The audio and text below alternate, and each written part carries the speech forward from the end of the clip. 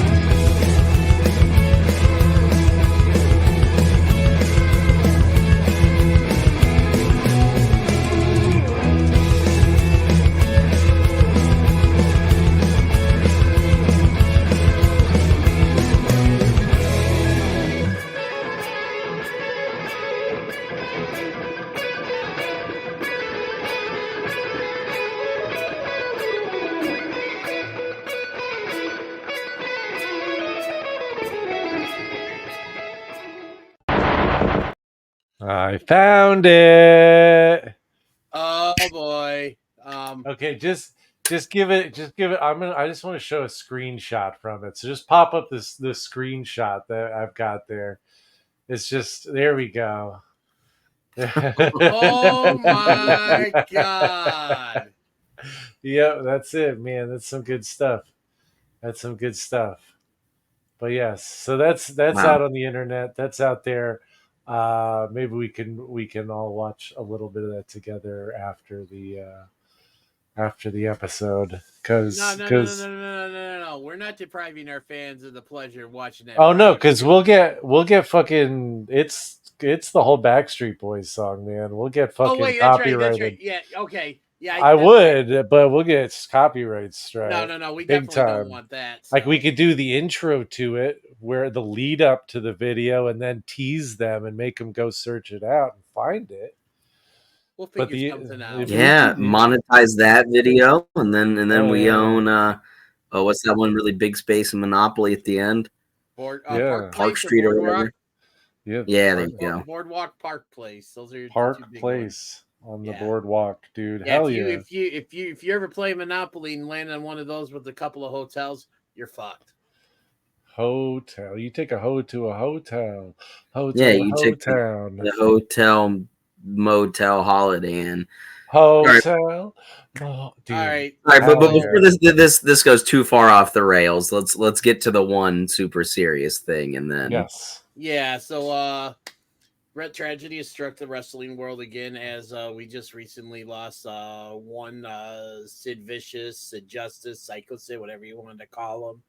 He was 63, and apparently had was like stage 4 non-Hodgkin's lymphoma, which nobody knew about because I don't even think he ever disclosed it, at least I can believe according to what his son said. But it's just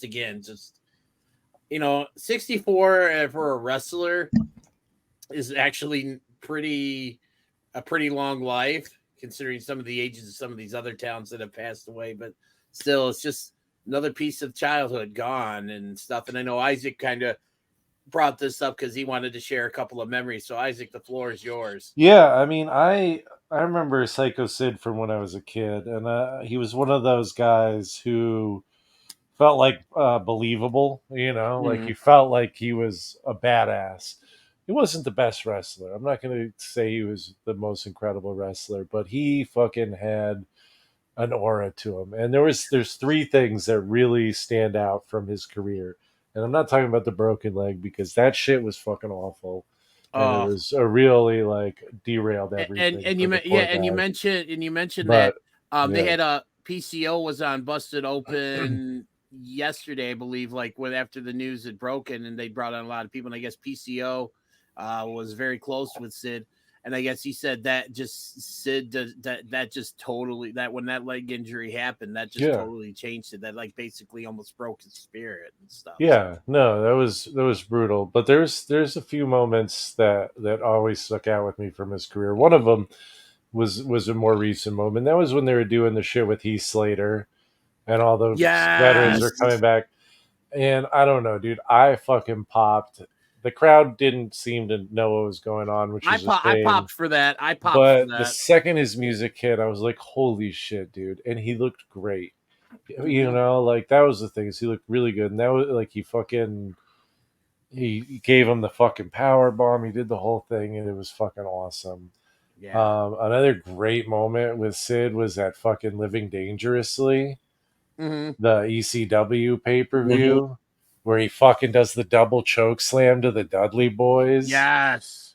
It's just a cool moment to see. That was old school. And then I think my favorite, it is kind of goofy, but it was it was mid-90s, early 90s, I guess, because it was before Hogan went to WCW, and it was on one of the. It would have been early 90s. Yeah, it was on one of the barber shops, like the Brutus barber shop. Oh yeah. This was like when he read. I think it was like right after he turned heel on Hogan. Yeah, and he's fucking smashing shit with the chair, and he bust like a thing of shaving cream explode all over his face. He hit a shelf, and there's a bottle of baby powder on the shelf.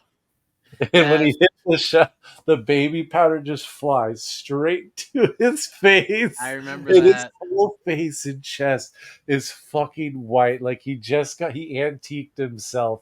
And it was one of the funniest things. And he looks so mad. And he's like, "Where is Hogan?" It was just a classic Sid moment. So yeah, those were a few. And he was just fucking, I don't know. I think he's very underrated as a performer.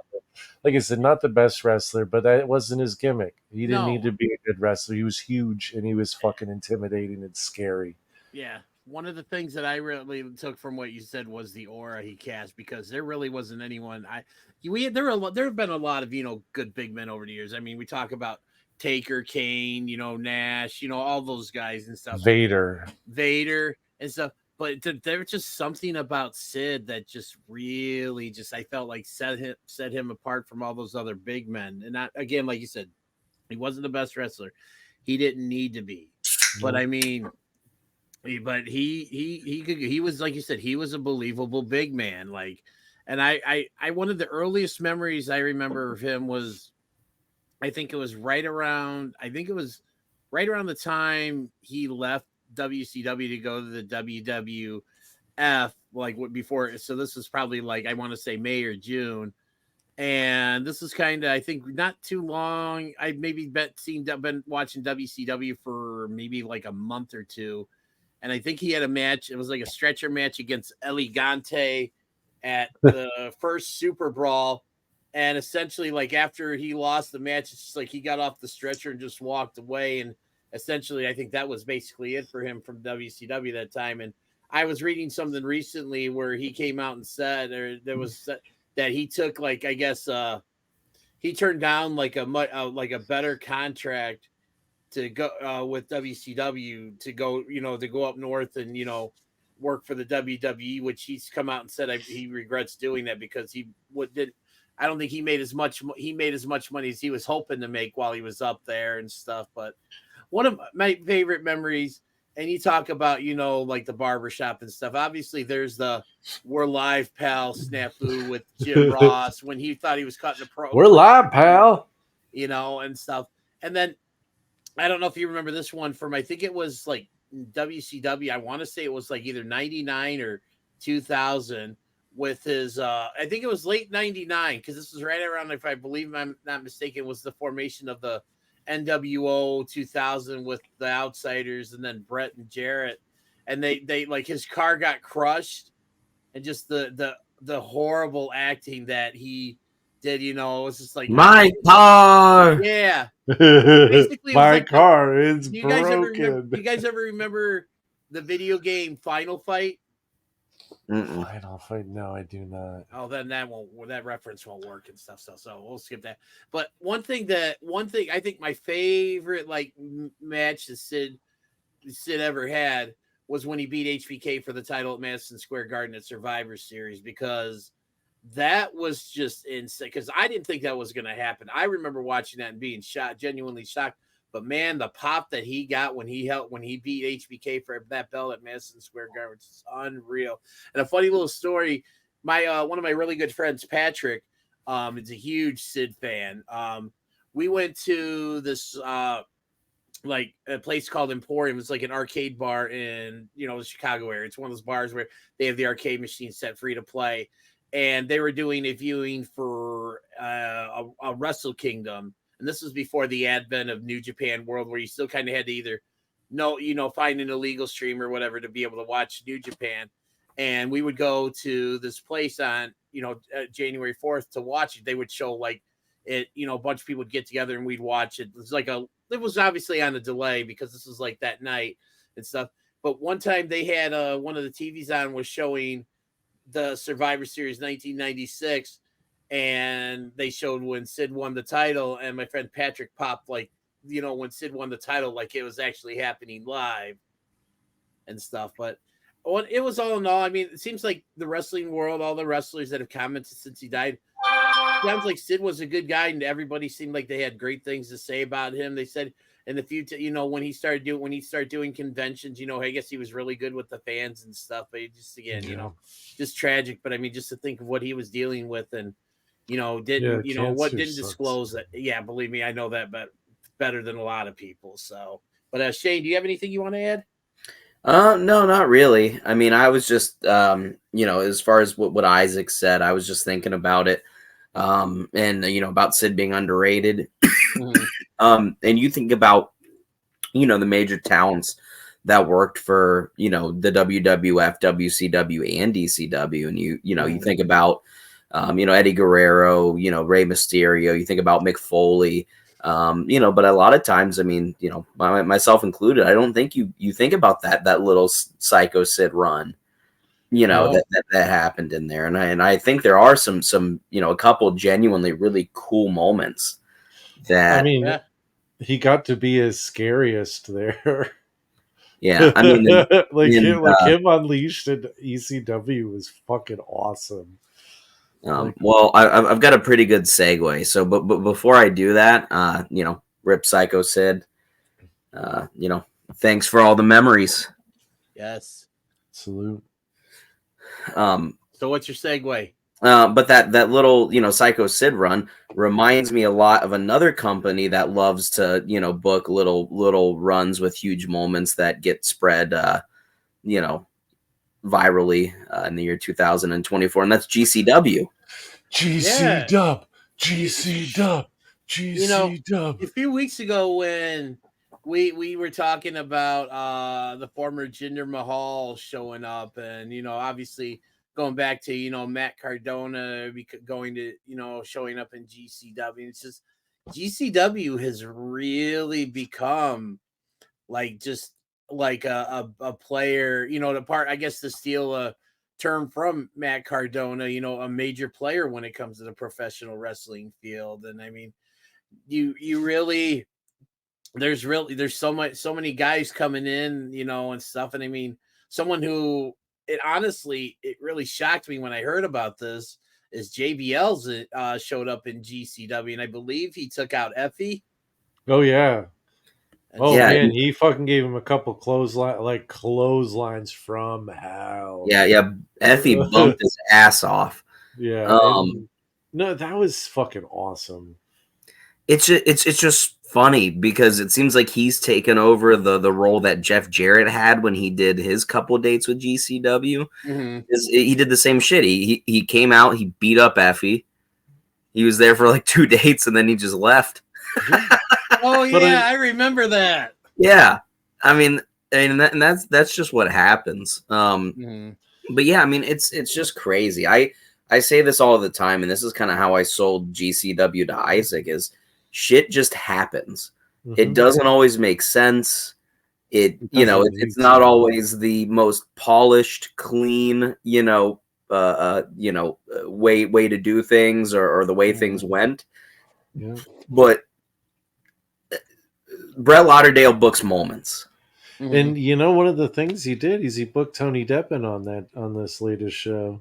And Tony Deppen had a hell of a match. Former guest on this show. I know. I was going to say you should go and check out the interview. It's a really good one. He has some really interesting takes on professional wrestling, and he's a fucking workhorse, man. It's pretty badass. And go check out his latest work on what is it? Triller now? Triller? Yep, Triller. Definitely check out the fucking interview on YouTube.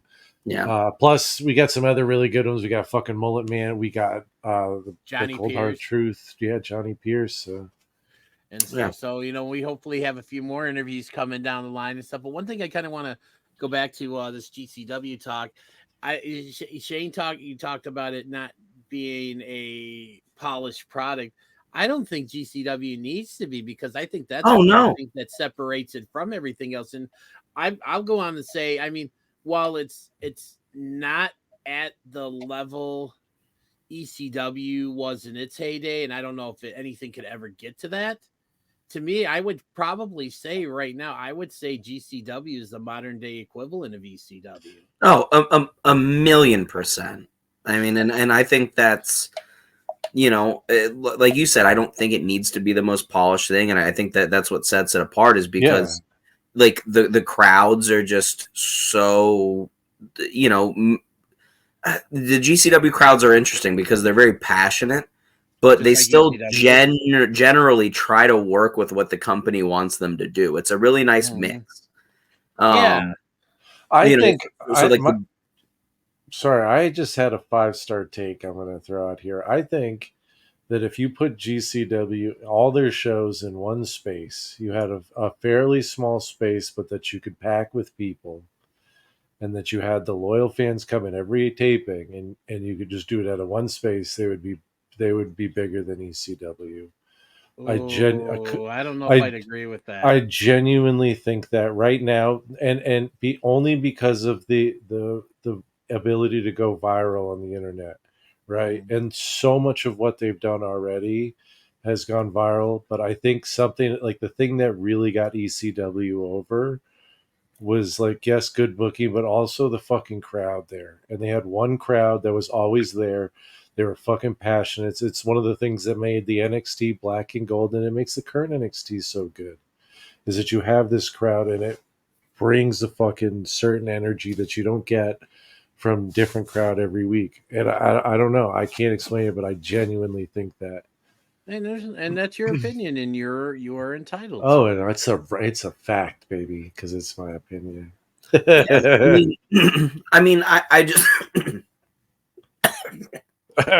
Shane is so emotionally choked up by my brilliant oh my God, he's rendered maybe it's either that or that take was so bad and he's smelling the shit that was coming out of your mouth. No, oh my shit. Goodness.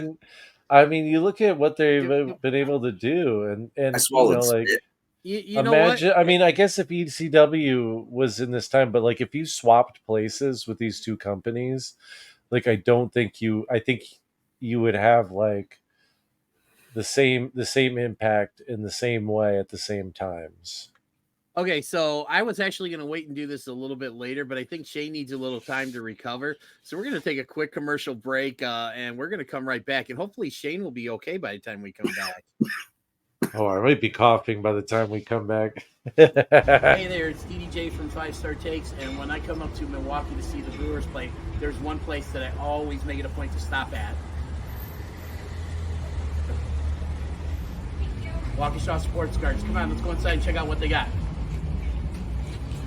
Thank you. Thank you.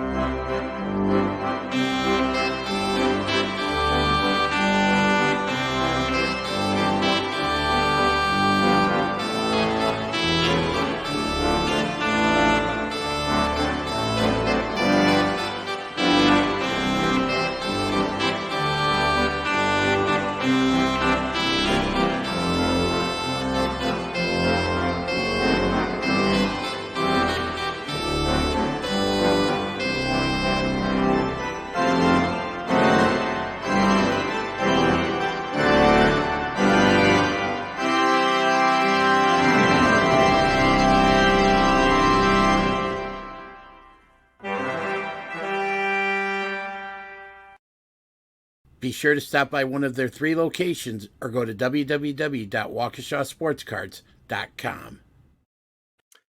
Are you good, Shane? Yeah, no, like I said, I swallowed spit, unfortunately. It just, I've been there. So just real quick before we get back into things, at the end you talk about the commercial there. It's meet and greets, and those are some of the guys that I've been able to meet while I'm up there. The Waukesha Sports Card actually has a few more meet and greets coming up. So if anybody out there is listening to this show, first off, thank you. If anybody out there is a Green Bay Packer fan, they've got a few signings coming up. They've got a private signing with former Packer Gilbert Brown on September 5th. They've got a public autograph signing with Lucas Van Ness and Quay Walker on September 10th. Some current Packers. Yeah. September 21st, they have starting catcher for the National League All-Stars, William Contreras, starting catcher for my Milwaukee Brewers, and Tobias Myers, one of the rookie phenoms that plays for the Milwaukee Brewers, are coming in for a double signing that day. So they've got tons of signings coming up and stuff. Again, guys, go check. I can't stress enough how much I love that place. Go check if you're ever in the area, if you're going to a Brewers game or just in the Waukesha, Wisconsin area, go check them out. Chris and the guys were in a first-class organization there. Yeah, those are some pretty big names. That's that's honestly pretty impressive, especially to get two of the really solid up and coming defensive players for them in the middle of the football season. That's they've actually had in Jordan Love, who's the starting quarterback for the Green Bay Packers. They've had Packer legends, they bring in everybody, and the same with the Brewers. As you mentioned, I mentioned William Contreras and Tobias Myers. They've had a lot of members of the '82 Brewers team that went to the World Series. I met one of them a couple weeks ago with Gorman Thomas. And stuff, and they sell lots of cool stuff. I'm actually planning on hopefully hitting up the store next Friday when I go see the Brewers play next Friday, September 6th. But let's get back to I'm trying to get a goddamn my hoodie card autographed. What card? His hoodie Allen shirt. So if Hoodie Allen ever signs any autographs, Isaac needs to get who the fuck that is, but he's a rapper. He's a rapper, anyways, honey. Yeah. Just real quick in response to Isaac's 5-star take, I understand what you're saying. I think that unfortunately for GCW, there just isn't like an Eddie Guerrero or Rey Mysterio, really on their roster. You know what I mean? To kind of have that like pedigree of, really one of the, best wrestlers in the world that spent some time there. But, but just as far as the feeling of the show, they got Tony motherfucking Deppen, dude. They do. But as far as the feeling of the show, it's total ECW. You got the hardcore shit, but they also book just standard wrestling matches, and every once in a while they put together a pretty darn good story. Again, Effie versus Mance was honestly a pretty good overall piece of booking for them last And year. you know what? You know what else was a great piece of booking? Was the Mask versus Mask Danhausen Micro Man fucking Yeah. God. It's just like the one thing I like about GCW is that there's something for everyone. You mentioned like the scientific matches with the storytelling. You got the brawls, you have the death matches. Like I said, there's a little bit of something for everybody there, and it's a great. Like I've only been to one GCW show, but man, was it a good time! And I remember our boy Aaron, dude. Crypto was at the fucking Homecoming show. Yeah, dude. He was which right is there at the super cool. entrance. Yeah. Shout out to our boy Crypto. We love you, man. Yeah, he's Keep good. killing Dude. it out there. Dude. Yes, sir. So one of the things, and this will kind of segue into our next thing here we want to talk about, and one of the experiences I had at my first GCW show was I got to meet Nick Gage. He did a meet and greet after the show, and I got in line because it's after seeing this was not long after seeing his Dark Side of the Ring special, and I was like, okay, I really like this guy. I definitely want to kind of start following him, get to know him a little bit more. And he was super humble both experience times I've met him. He's super humble, very down to earth, great guy to talk to and stuff. I told him it was my first time at a GCW show, and he asked how I enjoyed it, and I said I had a blast and stuff. And it's just it really pains me to kind of have to bring this up, but I think it's something that we got to talk about. It just seems like he's been kind of, I don't know, people have been talking about him, but not for good reasons, because he's no showed shows, and he's just kind of almost dropped off the face of the earth. And he no showed the whole homecoming weekend, and then the last show he was booked at, they canceled for quote unquote injury reasons. Mm-hmm. So he's missed at least 3 in a row that he was booked for. Well, I've seen GCW live 3 times. The first time he was there. The next 2 times he was advertised to make an appearance, and it was never announced that he was not going to show up, and he did not show up. Now, do I believe those occurrences have anything to do with this? Who knows? And I don't really want to speculate on what's going on right now, because I just hope for the best, because he's a human being, and has been through a lot with the choices he's made in his life, and is as of right now appears to be leading the best life he can live, and really providing a lot of people happiness. But I mean, it's just Isaac and I were talking about a little bit in private, and I mean, and I really do think that the only thing you can say is that it's sad for everybody, sad for fans, sad for him, whatever may be going on, sad for the company. It's, whatever's happening is not good. And I mean, I'm just going to come out and say it, man. None of this feels like this is something that somebody who has got their shit together would be doing. Right. It genuinely feels like he's fallen off the wagon. And that's really sad, because it sucks. Because it seems like he's come so far, and it's just I've seen this. Like I've got family members that I've seen this, that like these kinds of things. It's hard. It's so hard to. I've done it, man. I've been there 100%, and it's hard. There's because the one thing about all these kind of things is that once you build up your tolerance, right, to anything, once you build up your addiction level, right, your body memorizes that shit. It knows, it remembers, right? So you can quit for 20 years, right?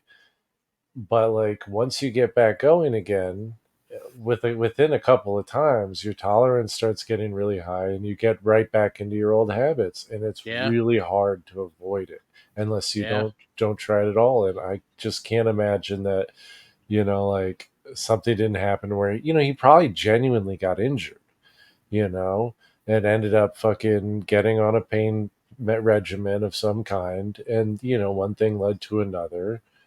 And I hope that's not the case. I hope that he's just being, a prick and fucking sitting around counting money and fucking having a good time. At this point, I'm with you on that. But, like, it is what it is. Like, you normally like to joke around and say, fuck him and talk shit. But, like, he's a human being. And I genuinely, feel like there's something serious going on with him. And, like, from all the speculation, none of it looks healthy and none of it looks sustainable. So, I mean, ultimately, I just hope he can get his shit together and, instead of, like keep trying to book him, etc., and doing that, like get him what he needs to fucking get himself in a place where he can be a healthy wrestler.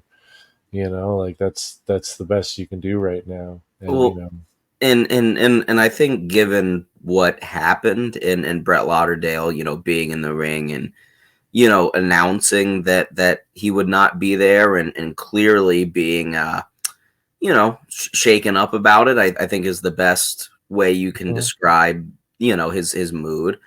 I do think that this is where you stop seeing him being announced for dates, and hopefully he shows up sometime. Yeah, I mean all parties involved work together, and they reach the most healthy outcome for him and everyone else. Moxie.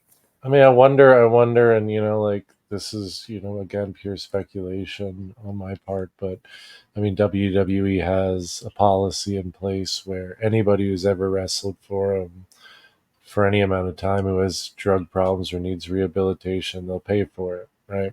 Yeah. Do you think Tony Khan, if he gets involved, finds a way to do that or reaches out privately to help support him? Because he has worked with them and that whole crew. I mean, I'm just like if that is like like I can see that being a viable path forward. I would think. I mean, I don't think they've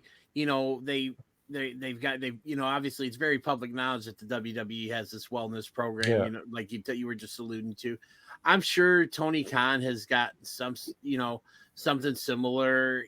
Because he's had Moxley with his, going through, his alcoholism, the stuff with Jeff Hardy, and that and stuff. And yeah. And do you think he let the WWE pay for those though? That is true. I mean, if somebody I'm just curious. No, he very well could have, but I mean, I definitely see, like, for someone like Nick Gage who, because Tony Khan gets a lot of criticism, about the way he books shows and certain things and how he is sometimes, especially when it comes to, Twitter beasts and stuff like that. But Tony Khan strikes me as a good guy who's just a diehard, passionate wrestling fan. And I have a feeling like if it came right down to it, I could easily see him, footing the bill or help foot the bill. For Nick Gage, should that be the case? Like, no, I don't think he has no issue spending money, and I think you're totally right, DDJ, that I do believe that he is nothing but a huge fan of wrestling, and I think that even though some of the decisions he makes leads wrestlers into some situations they shouldn't be in, I don't believe that's ever like coming, like. I don't think that thought ever crosses his mind. You know what I mean? That like something could go wrong and then he could allow it to continue and that it could make the situation worse. I think he's like, well, we his biggest issue is that he's a huge wrestling fan. Honestly, I mean that's his biggest weakness in the business. But at the same time, like you said, I don't think he's. Like, he doesn't strike me as like a bad guy. You know what I mean? He doesn't strike me like a Vince McMahon, right? I think part of that is intentional, but marketing and self-branding. But I think also like a big chunk of it is just like he's just happy to be there. Yeah. I hate to say it that way, but he's like, "Hey guys, like, hey, my parents are out and we're gonna have a party at their house," and he's hosting the party. All the cool kids are there, right? And he just wants to do his best to make sure that like there's still the party keeps going. And I get that, like, and good on him for it. And I just hope that in that and being that nice guy, he does help reach out and help take care of somebody like Nick if he's in trouble and if he's struggling, because he's got the resources to fund a fucking 1,000 fucking rehabs. So. You know what he also has enough resources for? Hit me. He has enough resources to book Wembley Stadium. I thought he was going to say enough Reese's, like Reese's Pieces or Reese's Peanut Butter Cups. Oh my goodness, delicious! Have you seen the new one, the new Reese's Peanut Butter Cup they got out? It's called the Jumbo one. I've seen some of those. They got the ones, the best ones that I've had so far. It's a big one. It's got the bottom layer. It's got the peanut butter cup, but it's got Reese's Pieces in it, and then a layer of caramel, and then I don't know if I've had that one. I just actually had one the other day. I was out. I think it was vicious. It was Sunday because I usually go shopping at Walmart on Sundays to get stuff for my lunches for the following week at work. And they had one. It was a Reese's. It was the big cup, but at the bottom was a chocolate lava cake. Oh hell yeah! I haven't eaten candy in a hot minute, man. Since Memorial Day. We might make Isaac kind of, fall back down that wormhole. Dude, I'm staring at my son's Pez right now, being like, man, some yellow ass Pez. That shit would be chalky. How is and little delicious. Man doing? He's good. He's recovering. He got sick. He got the COVID, but he's recovering. He's he knocked him out for one day. He slept for a day, and then he was like up and around, running around like crazy. So children are resilient creatures. Yeah, they are more resilient than me. But yeah, let's kind of get into Shane's. Shane, I'm going to start calling him Segway Shane. Oh, Shane, the Segway sex fiend. But yeah, we did. Tony Khan was just alliterative. Past week, alliterative. Look at Isaac with them $64 words. I've been reading books.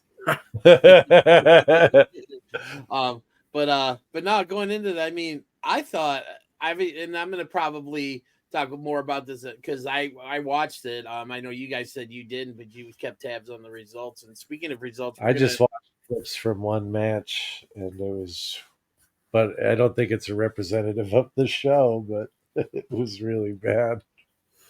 Wait, what was that? The Mercedes match when they had a segment in there that was just fucking dog shit. I was like, what is this? And I'm just going to say this, and this isn't indicative because, I mean, we're all fans of women's wrestling here and stuff. And, I mean, women have been known to put on great matches for AEW, but not in the case of All In because, honestly, the week, and I think I told you guys this, to me, I felt the weakest match on the show was the Mercedes Moné Britt Baker match, and it may have just been a simple case of just it's either they didn't click or they just and one thing possibly they heard is neither of them wanted to do the job to the other, and whatever. But I mean, it's just that, and the Mariah May Tony Storm match, wasn't that much better, and I think there was a spot that, if I'm not mistaken, Jim Cornette kind of was very, very critical about. Jim Cornette was critical? Shit. Yeah, I know. Shocking. A little bit of a spoiler alert for later on in the show. Don't be this probably might not be the last time you hear Jim Cornette's name. I guarantee you it will not be. Why not just go into it, man? This is a freaky deaky show. Yeah, let's do it. All right, you know what? Like we might as well let's just throw the 4-man sheet in the air. Let's just say, you know what? Fuck it. Let's just go. It's time for picks or it didn't happen with Isaac. Hey, that's me. Hey, that's me. There will be a supplementary picks later that we can end the show with. That'll be Pixar. Cool. It didn't happen with Shane. Hey, that's Shane. Yeah, mine was Jim Cornette, man, because I was like, shit, Jim Cornette never leaves the castle.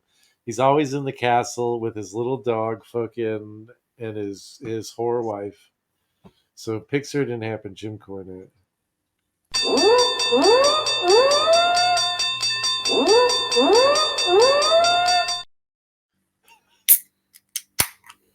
The one time he leaves the castle and fucking DDJ's there with camera in hand, like let's. So yeah, go. that was from D2E2. I think it was 2019. So it's a little about 5.5 years ago that I. Wait, is that the one where he got in the fucking screaming match with Santino Marella in the fucking hallway? That might have been because I think that was because I think like, get the fuck away from me, you little fuck. Yeah, because Santino was at that show too. Because I remember I went there and he was at a booth with the Hurricane, and I can't remember who else. Because I went over because I had a like an 11x17 print that I had picked up at the first Starcast prior to the original All In. It was like the homage to the Spider-Man comic with the Punisher on, like Punisher's debut, and it was the one. It was with the Hurricane and Marty Scurll, and I had gotten it signed by Marty Scurll, recently, or like prior to that. Or wait, no. I had just gotten the print. I hadn't gotten it signed by Scurll yet. I would get it signed later that year when he was at Pro Wrestling Tees. They're doing a signing the weekend of the first All Out. But I went over and got it signed by the Hurricane, and yes, Santino was there. But I'm going to say this. For all the, Jim Cornette gets a lot, is very outspoken, about today's pro wrestling product. Some of it, I think some of his views are outdated. I think some of his views are actually right. But I will say this. The day when I met him and my friend Patrick, who I talked about earlier, he loves Sid, but he's even that much more of a Jim Cornette fan. He's such a Jim Cornette fan. He actually cosplayed as Jim Cornette at the show for this moment. And a funny side story to that, earlier in that show, I went over and I got to meet Tony Schiavone for the first time, and my friend Patrick was with me. And the first thing out of Tony Schiavone's mouth when we walked up to him is he went and looked at my friend Patrick and said, "You're either a leprechaun or Jim Cornette." But going back to Cornette, dude, Cornette was as nice as could be. Very polite, answered any questions you had about him. And we actually, I got to talk, my friend and I got to talk with him for a few minutes because he didn't have anybody around this booth. So I spent a lot of time talking with him, and I asked him about the moment, when he fell from the scaffold and blew out both of his knees. Oh my God. And stuff. And I just asked about that. And the one question I asked him was, did you have any heat with Big Bubba Rogers, the big boss man, because the boss man was supposed to catch him, but he didn't. And Cornette was like, no, I mean, he was actually really cool about it and stuff. But I mean, yeah, Cornette was answering pretty much about anything people were asking him and stuff. It's just as nice as could be. I love James Cornette, man. He's hilarious, dude. He's genuinely very funny. But he too is like all of us. He's a fan. He's a historian. Like if you ever watch The Dark Side of the Ring, and you see when they show do the videos or the clips with him at his house, you just see all the stuff he has in his. Oh, his collection is insane. I've seen some videos, and I mean, he's got one of the most insane collections because a lot of times he'll on his shows. He'll go back through his archives and find like wrestling articles, and he'll read like all these old articles about fucking matches and crazy shit that happened at some random show in fucking Nebraska or something. And fucking the other thing I really like about Jim Cornette is he still has one of the best pieces of fucking memorabilia, which is the fucking restraining order autographed restraining order from Vince Russo. Oh man. And it's fucking hell, it's like I think it's like $25 on his website.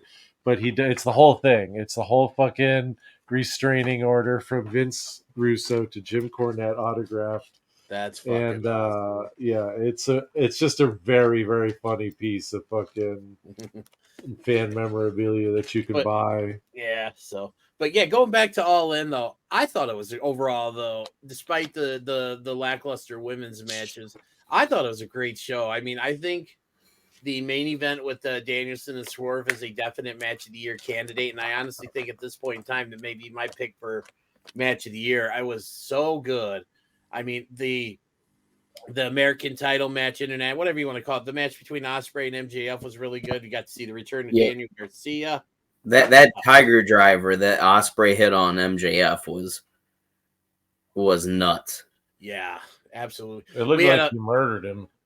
And one of the things that I'm really, I mean, and this is, I guess maybe this is would be more towards the hardcore fans. I thought one of the coolest things that came out of that show was the return of Nigel McGuinness.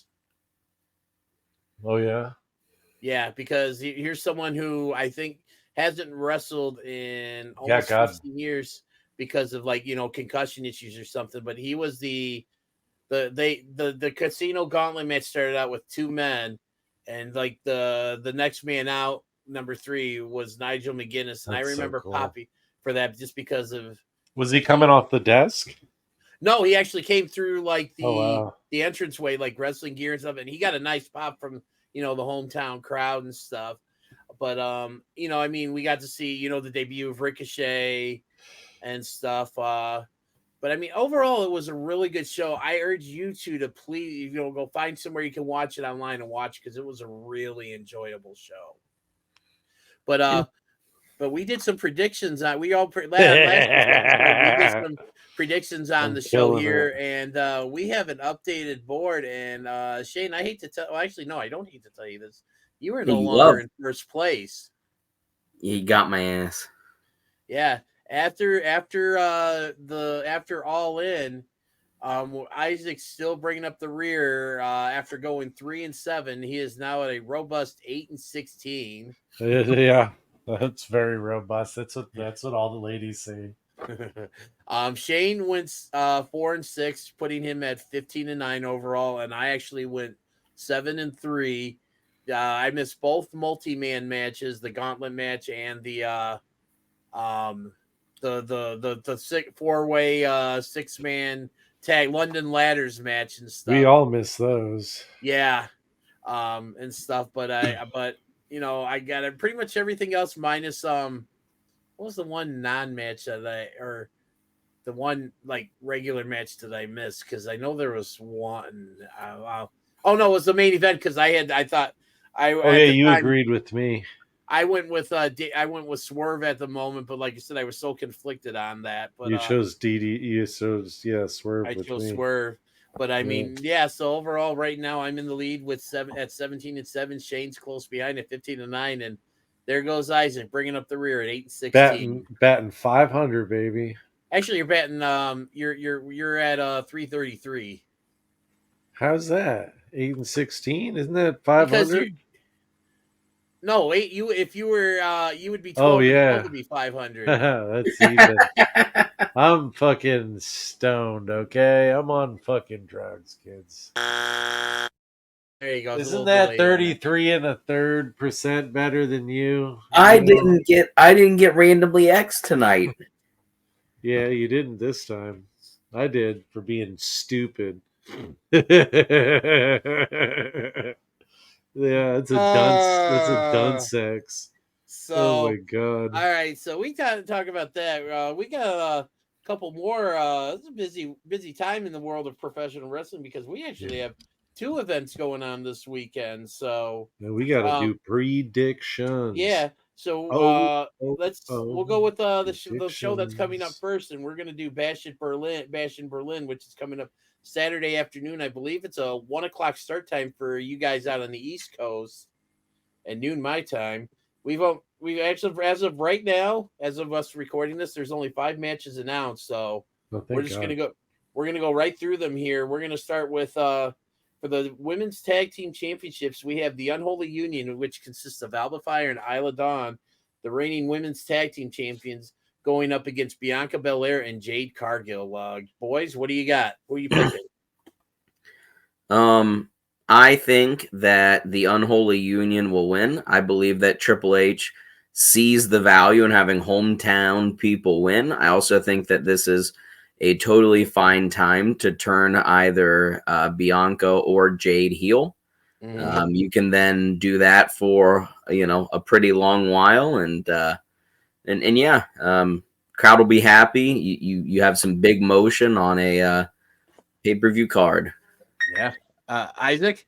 Yeah, I got to agree with that. I think that the Germans are notorious for wanting to boo people who don't look like them.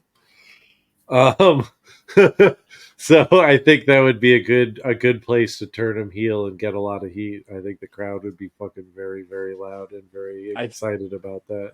I think we're all going to be in agreement on that one because I'm kind of with you too. I think the Unholy Union wins because there's really no benefit for Jade and Bianca having the titles, and I do see this finally because being the catalyst that we see, like I said, we see the split and one of them turns on the other. So we're all in agreement on that. So I don't even want to know. So what's the next match? Did I hear someone pull a Just Incredible just now? Okay. I thought I was going crazy for 1 second. What's the next match? Let's Dennis, match, please. I'm curious. I'm curious what's right, next. So the next match is we have the strap match between CM Punk and Drew McIntyre. Boy, what do you got? I think CM Punk gets his win back. Yeah, I mean, I agree. I feel like he gets his bracelet back, and I think they're gonna have a big blow off. Donnybrook at one more big match before going on to Rollins once Rollins comes back. And Rollins will screw Punk, and fucking Drew will come out victorious, and then it'll be CM Punk versus Seth freaking Rollins. Seth. Yeah. I'm kind of with you on that one too. I think Punk gets the win back. I don't think he gets the bracelet back though. I think he gets that in the blow off. And I do believe we are set up for one more match, and I believe the next PLE for WWE after Bash in Berlin, is Bad Blood in Atlanta, and I definitely feel like we'll see the blow up there, and I'm thinking maybe a Hell in a Cell match or something. But I'm with you I was on figuring that. something along those lines. So next up we have the mixed tag team match. We have. I think we have. Wait, we have to get Shane's opinion. Oh, I'm sorry, Shane. I thought you said something that mentioned that. The hell, man. Yeah, no, we're all in agreement. Oh man, you guys realize that we're all agreeing with the one who has the worst track record. Well, look at it this way: if we all agree on everything, the standings are going to stay the same. You'll still be in last place. So yeah, but if I get them all right, I'm going to improve my. I might get closer to 500. You would be. You might be at and stuff. So, but anyways, so going on to the next match, we have the mixed tag team match with the Terror Twins, Damian Priest and Rhea Ripley, going up against the Judgment Days, comprised of Dirty Dom Mysterio and Liv Morgan. Ooh, this one is really tough. Honestly. I think this is the toughest match. I think this is the toughest match to pick on the card. Yeah, I'm gonna just come out and say it. I feel like there's so much more left to be told in this story. Dirty Dom, and they have to win. And exactly for that reason, I'm gonna go with Dirty Dom and Liv Morgan to win, and there's gonna be some shenanigans involved. Bad Blood is gonna be a great place to deal with that one too. Yeah. Shane? Could we? I can't believe I'm saying this, but in this era of WWE, and you know that they'll probably do multiple cell matches. Do you think you could see like a redo of this match, but in Hell in a Cell, an intergender situation? I could. You know what I could see, honestly, is that, but maybe even at War Games. Nah, I think you're only going to get. I mean, you might get one women's and one men's War Games match, but I definitely could. I like the. I think we could get a run back of this match inside Hell in a Cell. I because we've seen men's Hell in a Cell match, we've seen women's Hell in a Cell matches. Why not a mixed tag? Yeah, I mean, and I feel like if there is a story that is intertwined as this one, you know, that you have the chance to pull it off with, I feel like you need to. But anyways, yeah, I feel like this is definitely a judge. I mean, you know, I feel like it's tough because, you know, the Terror Twins winning wouldn't be shocking. You know what I mean? You go, yeah. But I do feel like this needs to be a dirty old Judgment Day win. Yep. All right. So I have a feeling I think we're all going to have the same picks for this because we got two more matches to preview, and they're the title main title matches. We got Cody Rhodes defending the undisputed WWE Championship against Kevin Owens. I mean, does any of us really think, as much as I love Kevin Owens, does any of us think he realistically has a shot of dethroning Cody? No. Shane? No chance. That's what you got. Yeah, no definitely chance. No chance. So I think we're all in agreement. Cody retains. Does Kevin Owens turn heel after this match or at some point? Wouldn't shock me. Well, yeah, I don't think he does. He does that all the time. He does do it a lot, but I don't think he does, at least at this time. Nothing beats turning on Sammy after his debut at NXT. Yeah, that was insane. Powers bombed him into the apron. Oh, what a moment. And last but not least, definitely not least, the match that is probably going to main event the show. We have Randy Orton challenging Gunther for the World Heavyweight Championship. Are we in agreement that? Does anyone think Orton has a shot here? No, I think he has more of a shot than Kevin does. Like, I agree with that. It hurts me to say that, but no, I mean, this is a you know, a huge notch in an early Gunther heavyweight title reign. Oh, yeah, there's no reason to have him lose. Other than like you're punishing him for something, and Vince McMahon is gone. So, all right, so let's move on to NXT No Mercy. We're gonna kind of rapid fire this because we're coming up on about an hour here. Yep. And so first up, we got for the NXT Women's Championship, we have Roxanne Perez defending the NXT Women's Championship against Jada Parker from OTM. What do you guys think? What do you guys? Roxanne Perez, 100,000,000,000%. Yep, Roxanne Perez. So we're all in agreement there. Man. Next up, we have this a match for the NXT Women's North American Championship. Kalani Jordan defending against Wendy Chu. Wendy. Shane? I mean, Kalani, even though it kind of kills the Wendy Chu mystique. Yeah, this one is kind of a little bit, but I'm gonna say I think I'm gonna go with Shane on this. I think Kalani is I think it's gonna squeak out of this one. It's not gonna. I think she's gonna get lucky. I think she's gonna catch. It's gonna be something quick, something sudden, something out of nowhere.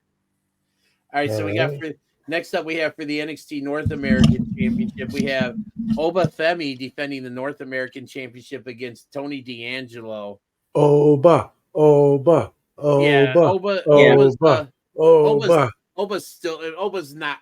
losing that. Losing. Tony D'Angelo, I in the family, I feel like are going to be out of NXT sooner rather than later. I do think that they'll go through a little bit of a repackaging on the way, up. I don't feel like they'll be as over the top when they reach the main roster, but yeah, I mean, I feel like Tony's losing to anybody, any major player he faces up until the end of his run at this point. All right. So next up we have for the NXT Tag Team Championships, we have the new tag team champions Andre Chase and Rich Holland from Chase University going up against Nathan Frazier and Axiom. Ooh, I say they retain. Chase U retains, and then you finally get the Nathan Frazier and Axiom, blow up that they've been teasing for months. I'm in agreement there. So we're all in there. So we have a match that I think is really gonna be the show stealer of the night. We have former friends, former tag team partners, and former tag team champions going up against each other. We have Wesley going up against his former tag team partner and Rascal's teammate Zachary Wentz. I mean, Wentz just isn't gonna win. I mean, he doesn't actually wrestle for NXT. I mean, so you know what? If anything's from this partnership is proven, just because someone doesn't wrestle for NXT. I mean, they've shown a lot of love to the TNA talent in NXT. Yeah, no, for sure. But I don't feel like you have Wesley lose this soon after turning heel to, a guy that's, I agree. Not going to be on your product weekly and is not your number. You're not his number one priority. And I'm with you on that as well, too. So I think, Isaac, are you in agreement? Wesley? Oh, yeah, Wesley for sure. All right. So we have up our main event of the evening. We have Ethan Page defending the NXT Championship against Joe Hendry with the special stipulation that Trick Williams is the special guest referee. I feel this is the hardest one for me, honestly. Yeah. Out of all of them, this one, my gut, honestly, I'm just gonna say my gut is Joe Hendry wins. I feel like that's really fun, but honestly, I feel like you have to look at this match just like you look at the last match, and ultimately Joe Hendry is a TNA talent that they're featuring prominently. I don't feel like this leads to him not being featured prominently.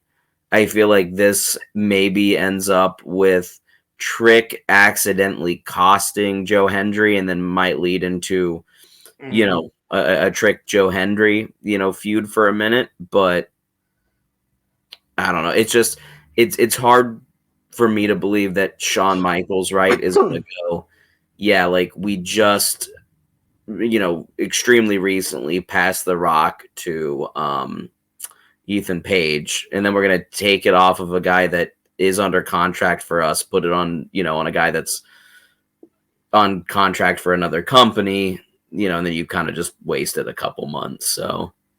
So you're picking Ethan Page. Yeah. So I'm going to actually go with Isaac on this one. I honestly feel like I think Joe Hendry is going to somehow win. I don't think he's going to have a sustained run. I think what's going to happen, and I kind of alluded to this when we were talking about the stuff with Jordan Grace and Roxanne Perez, where I thought we could have seen Jordan Grace beat Roxanne at, the I think it was Heat Wave or whatever. And then, like Roxanne Perez would go to TNA or whatever. Roxanne, yeah, something like that. And then Roxanne would go to, TNA to get the title back. I think we're going to actually see that here. I feel like we're going to see Joe Hendry's going to win the championship, and Ethan Page is going to go, because I think they're next day they have a big event coming up when the day this show actually drops. This will be later tonight on I think it's called Emergence. And then I think after that's one of their big 4 pay-per-views, Victory Road. And I feel like that's where I think Ethan Page is going to show up, and I think he shows up and gets the NXT Championship back. So I'm going to say Joe Hendry gets the win and wins the championship, takes it to TNA, holds it for a little while, and then Page will go to TNA to get it back. So sure. So, all right, guys. Well, we're just about out of time, but Shane had something that he wanted to do to try to one up Isaac or whatever with picks, or it didn't happen. So, Shane, who did you have? My pick is that fucking boy, Jimmy Lloyd. That fuck.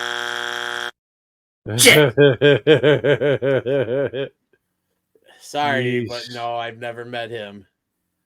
Jimmy Lloyd's a beast, man. I've seen him, and yeah, he is and stuff. So, but alrighty, guys. Well, it's been fun. Thanks for watching. Enjoy the wrestling we have this weekend. We'll see you next week. We'll probably have lots to talk about with the PLEs we have coming up, and who knows what'll happen. So, and don't forget to check out our friends at Shooting Shit, man.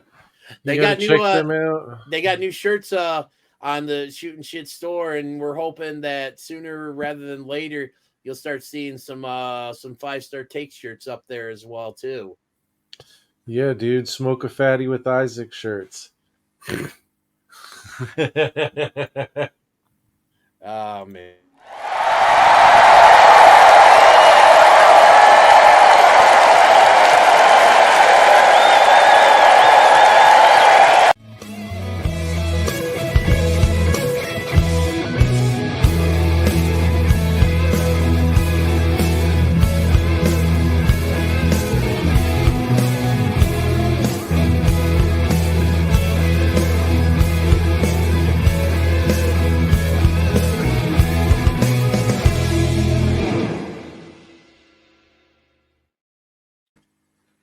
Anyway, all I was saying is you scratch them differently.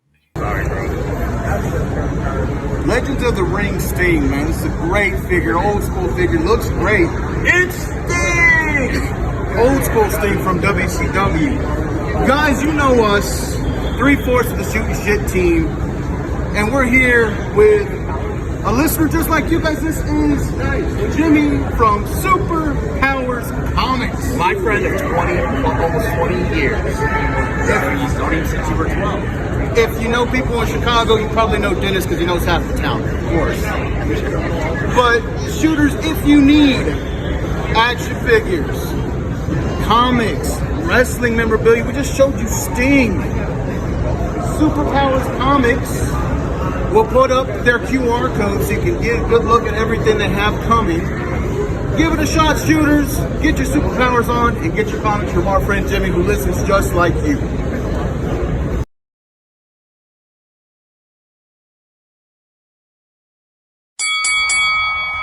Attention wrestling fans and fans of Shootin' Shit podcasts. You can now be one of the cool kids by going to ProWrestlingTees.com and buy the official Shootin' Shit t-shirt. Buy it now and be there at ringside. This episode and all episodes of 5-Star Takes are now available on YouTube at www.youtube.com/@5-Star Takes. Be sure to like and subscribe. Get all of your 5-Star Takes news and updates by going to our Facebook page at www.facebook.com/SHOOTINSHT. And as always, thanks for watching.